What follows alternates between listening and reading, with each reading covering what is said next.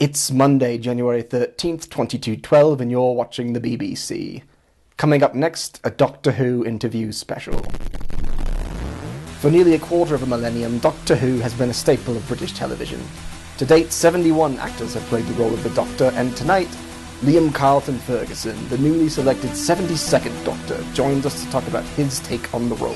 Liam, thank you for joining us. Thank you for having me. Thank you so much, BBC. Liam, it's hard to imagine anyone at this point who hasn't heard of Doctor Who, but for those viewers who might be unfamiliar, could you fill us in on who the Doctor is? Yeah, alright, so basically he's like an immortal space alien. He travels through time and space in this little blue box, and he's anywhere from 30,000 to 25 billion years old, depending on whether or not you count some of Stephen Moffat's later episodes.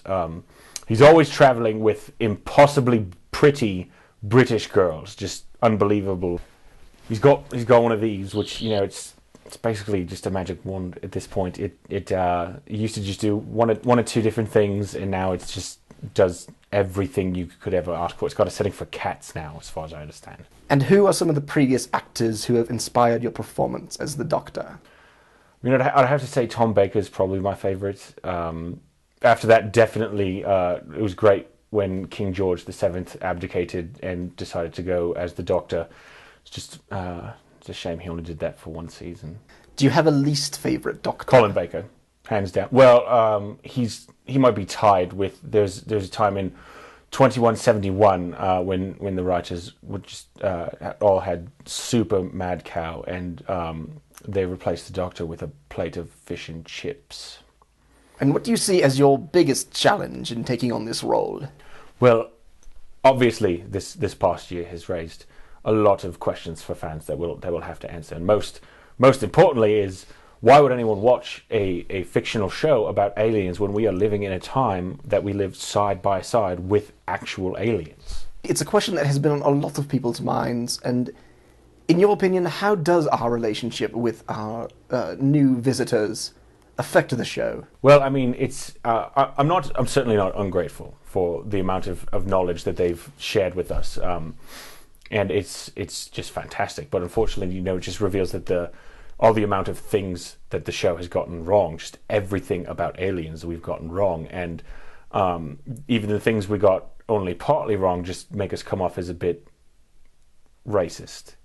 So the bulk of this series is just basically going to be retconning, you know, just undoing the things we got wrong, and everything else will just be like a mea culpa, you know, mostly about the space racism. You know, ironically, you know, the one thing we purely by accident got exactly right was the Daleks.